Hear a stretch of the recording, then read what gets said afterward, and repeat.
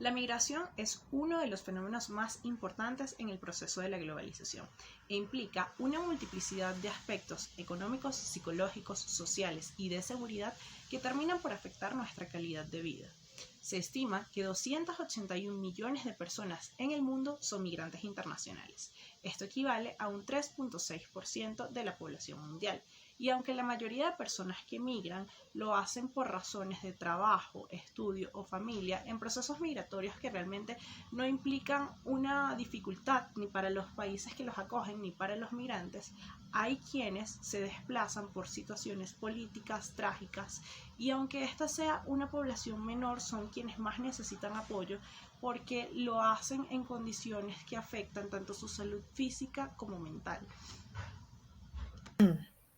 Las barreras que se va a encontrar el migrante internacional van a depender en mayor o menor medida de los riesgos que asume la persona, las condiciones del contexto y, por último, las condiciones de vulnerabilidad de esa persona que está migrando. En primer sentido, los riesgos que asume la persona no es igual un migrante que ya había planificado su viaje con antelación a una persona que es desplazada y tiene que salir incluso caminando de su propio país porque su vida está en riesgo. Entonces, asumiría muchos riesgos las personas que van en balsas, caminando, diferente a quienes van en avión o en buses con su viaje planificado. En este sentido, las barreras serían mayores.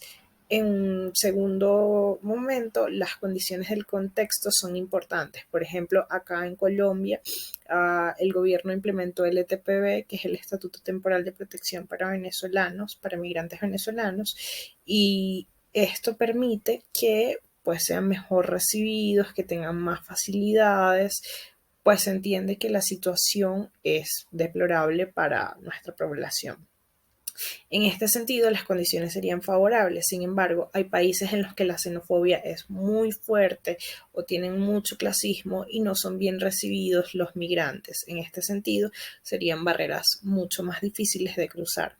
Por último, las condiciones de vulnerabilidad de quien emprende el viaje. No es igual una persona joven que una persona que tiene una edad avanzada para asumir este reto de caminar muchos días o, por ejemplo, un viaje que no sea con las condiciones que se debe según la capacidad que tenga la persona. Tienen también que ver las condiciones de vulnerabilidad con el nivel de estudios, el hecho de que estén regulares o no, porque entonces esto los priva de acceso a la salud, a servicios públicos. Entonces, todas las barreras que vamos a ir encontrando dependen de si la persona está de una manera regular o no y los riesgos que decide asumir, así como las condiciones del contexto y sus propias condiciones de vulnerabilidad.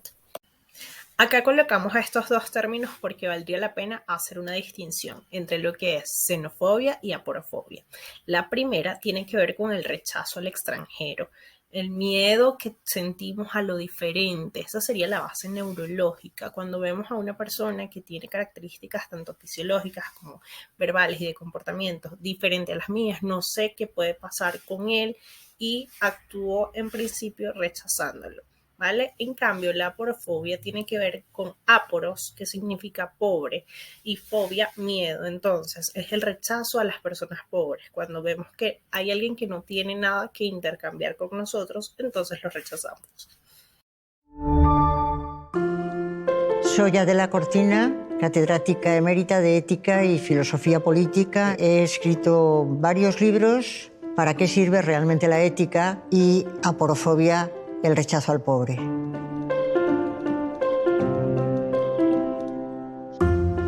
Me gustaría que explicaras un poco qué es la aporofobia y cuál es su contenido, ¿no? ¿De dónde? Y yo me preguntaba si hay tanto rechazo al extranjero o a determinados extranjeros sí y a determinados extranjeros no. Porque cuando vienen los turistas, pues sacamos en los periódicos con mucho entusiasmo, han venido 81 millones de turistas este año.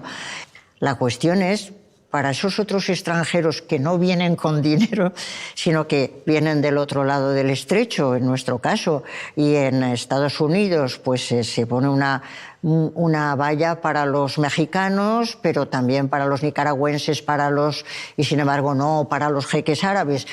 Toda esta mezcla lleva a preguntarse, y en todos los países pasa, pero realmente molestan los extranjeros o lo que molestan son los pobres, sean extranjeros o sean de la propia casa.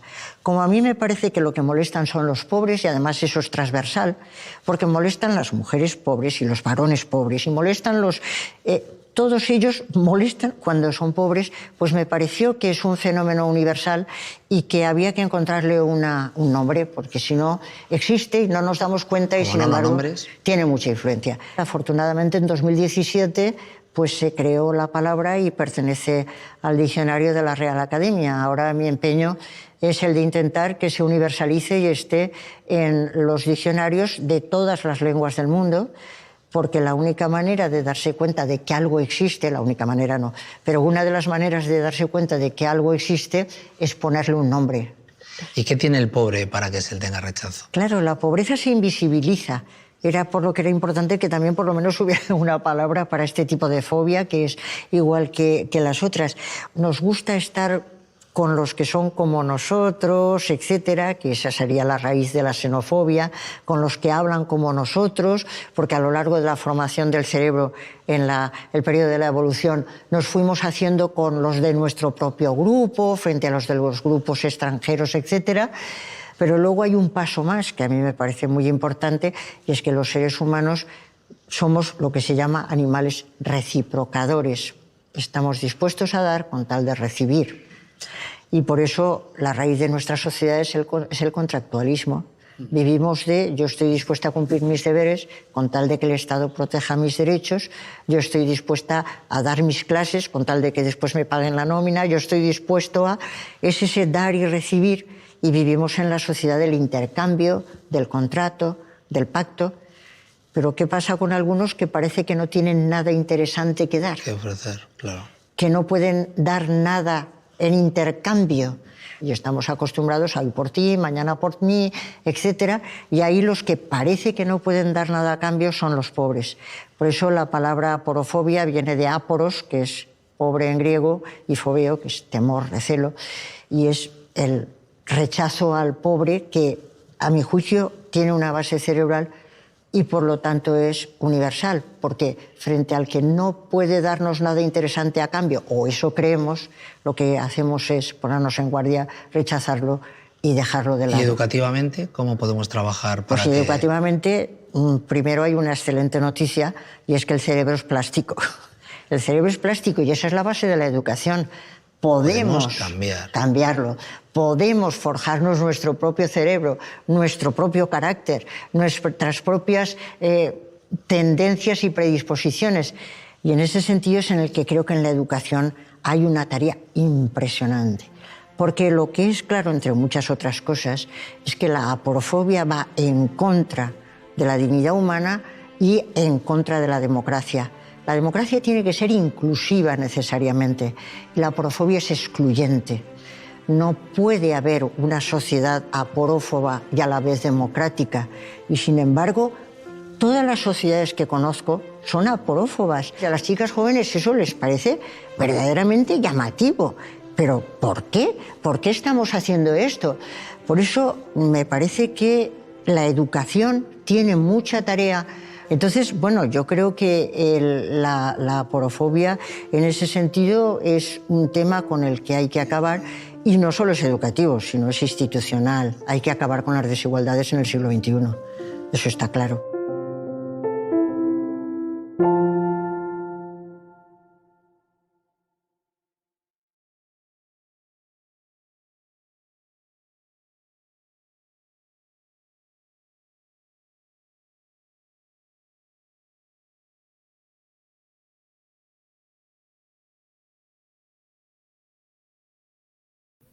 Para que el miedo se convierta en rechazo es necesario un proceso mental que anule la compasión y la empatía.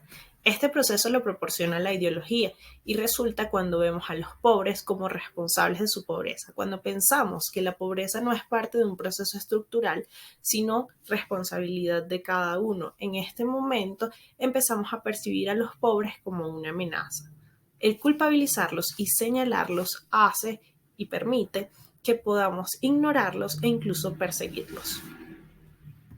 Como toda transición ecológica, la migración representa un periodo de desequilibrio personal. Como todas las personas que migran, vivimos un duelo. No se vive en la misma intensidad, pero todos pasamos por el mismo proceso, y aunque al oír la palabra duelo la relacionamos con muerte, duelo viene del latín dolus, que significa dolor, y todos experimentamos este duelo al irse de un país a otro o de una región a otra, al trasladarnos de nuestro lugar de origen a otro sitio. Entonces, el duelo migratorio suele ser este periodo de reorganización del ser humano, de desequilibrio en el que él trata de irse acomodando al sitio en el que está hasta que logra acoplarse. Sin embargo, se conoce que este duelo tiene 3 características principales, y una de ellas es que es un duelo múltiple, porque no es una sola la cosa que se pierde la lengua, se pierde la comida, el clima, el estatus. De hecho, hay muchas personas que tenían títulos universitarios y cuando llegan a otro país les toca trabajar de cualquier cosa, entonces también se pierde la comunidad en la que estabas, esta gente con la que tú has construido toda la vida.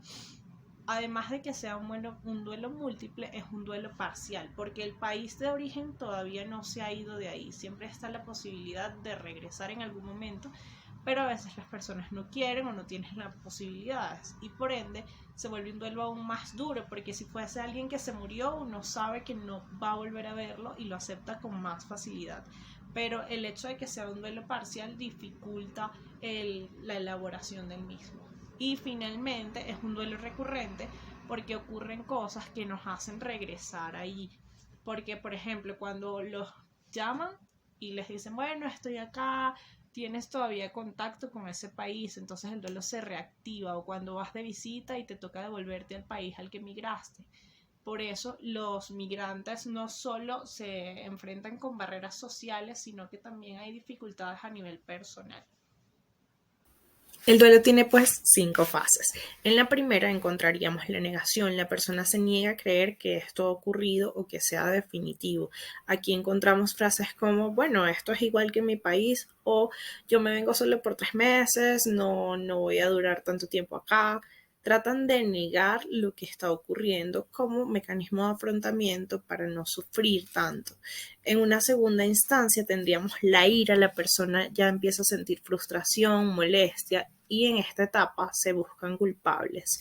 Por ejemplo, en la migración encontraríamos el gobierno, el universo, Dios.